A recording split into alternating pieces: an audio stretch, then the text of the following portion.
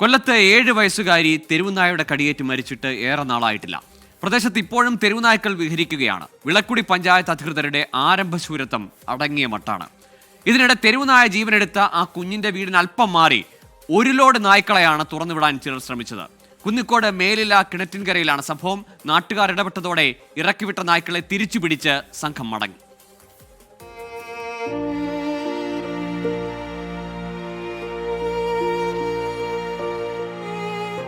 തെരുവുനായ കടിച്ചു കീറിക്കൊന്ന നിയ ഫൈസൽ എന്ന 7 വയസ്സുകാരി ഇന്നും നൊമ്പരപ്പെടുത്തുന്ന ഒരു നോവായി നമ്മുടെയൊക്കെ ഉള്ളിലുണ്ട്.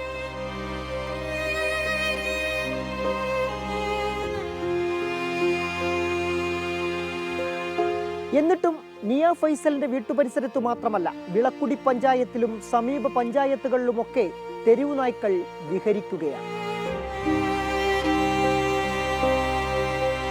ഇതിനു പുറമെയാണ് ഒരു ലോഡ് തെരുവുനായ്ക്കളുമായി വിളക്കുടി പഞ്ചായത്തിനോട് ചേർന്ന് കിടക്കുന്ന മേലില കിണറ്റിൻകരയിലേക്ക് ഒരു സംഘം ആളുകൾ എത്തിയത്. ടാർപ്പാളിൻ മൂടിയ ഒരു ലോറി പലതവണ റോഡിലൂടെ തലങ്ങും വിലങ്ങും സഞ്ചരിക്കുന്നു. ഇടവിട്ട് വാഹനത്തിൽ നിന്നും നായ്ക്കുര ഉയർന്നു കേൾക്കുന്നു. പരിസരമാകെ നിരീക്ഷിച്ച സംഘം പട്ടാപ്പകൽ കിണറ്റിൻകര പുത്തരിപ്പാറയിലെ ജനവാസ മേഖലയിലേക്ക് വാഹനത്തിലുണ്ടായിരുന്ന നായ്ക്കളെ ഇറക്കിവിടാൻ തുടങ്ങി.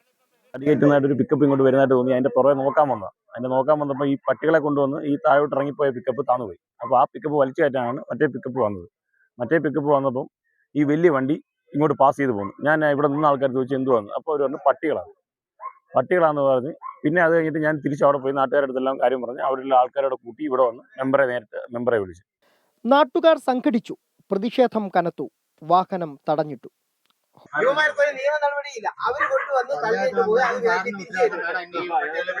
എറണാകുളമടക്കം വിവിധ ജില്ലകളിൽ നിന്നും പിടികൂടിയ നായ്ക്കളെ ഇവിടുത്തെ സ്വകാര്യ വ്യക്തിയുടെ ഷെൽട്ടർ ഹോമിലേക്ക് എത്തിച്ചതാണത്രേ.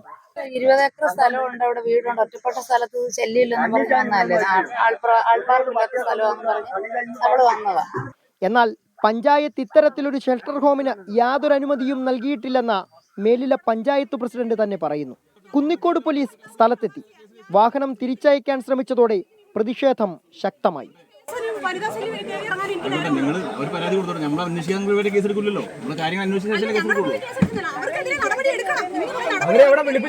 ഒടുവിൽ തുറന്നുവിട്ട നായ്ക്കളെ കൊണ്ടുവന്നവർ തന്നെ പിടികൂടി തിരികെ വാഹനത്തിലാക്കി.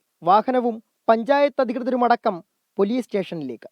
ചർച്ചകൾക്ക് ശേഷം വാഹനം വിട്ടു. പത്തനംതിട്ട ജില്ലയിലെ കോന്നിയിലേക്കെന്ന് പറഞ്ഞാണ് സംഘം പോയത്. പ്രശ്നം ഇവിടെ തീരുന്നില്ല. ജനവാസ മേഖലയിൽ പഞ്ചായത്തിന്റെ അനുമതിയില്ലാതെ ഷെൽട്ടർ ഹോം ആരംഭിക്കാൻ ശ്രമിച്ച പ്രദേശവാസിക്കെതിരെ നോട്ടീസ് നൽകാനും തുടർ നടപടികൾ സ്വീകരിക്കാനുമാണ് പഞ്ചായത്തിന്റെ തീരുമാനം. തെരുവുനായ ശല്യം രൂക്ഷമായ പ്രദേശത്താണ് ഇത്തരത്തിൽ ഒരു അനധികൃത ഷെൽട്ടർ ഹോം പ്രവർത്തിപ്പിക്കാൻ ശ്രമിച്ചത്. നാട്ടുകാർ സംഘടിച്ചതോടെ ശ്രമം പാളി. വിളക്കുടി പഞ്ചായത്തിലും തെരുവുനായ്ക്കെതിരെ ഇത്തരത്തിൽ ഒരു ജനകീയ ശബ്ദം ഉയർന്നിരുന്നുവെങ്കിൽ ഒരുപക്ഷെ നിയ ഫൈസൽ ഇപ്പോൾ നമുക്കൊപ്പം ഉണ്ടാകുമായിരുന്നു. സുജിത് സുരേന്ദ്രൻ, 24, കൊട്ടാരക്കര. പൊതുജനം കഴുതയല്ല സാർ. ഒന്നോ രണ്ടോ തെരുവ് നായ്ക്കൾ ഉണ്ടെങ്കിൽ പോലും ആളുകൾക്ക് ആശങ്കയും ഭയവും ഒക്കെയാണ്. അവിടെയാണ് ഒരു ലോഡ് നായ്ക്കളെ കൊണ്ടിറക്കുന്നത്. മൃഗസ്നേഹം നല്ലതാണ്, പക്ഷേ അത് സുരക്ഷിതമായ ഷെൽട്ടർ ഹോമുകളൊക്കെയുള്ള സംവിധാനങ്ങൾ അത് നാട്ടുകാർക്ക് കൂടി ബോധ്യമാകുന്ന രീതിയിൽ അവർക്ക് ബുദ്ധിമുട്ടില്ലാത്ത ഇടങ്ങളിലൊക്കെ നിർമ്മിക്കണം. ഇത്തരത്തിൽ മൃഗസ്നേഹം കാണിച്ചാൽ ജീവിതം വഴിമുട്ടും എന്നാണ് വിളക്കുടിക്കാരുടെ പ്രതിഷേധം സൂചിപ്പിക്കുന്നത്.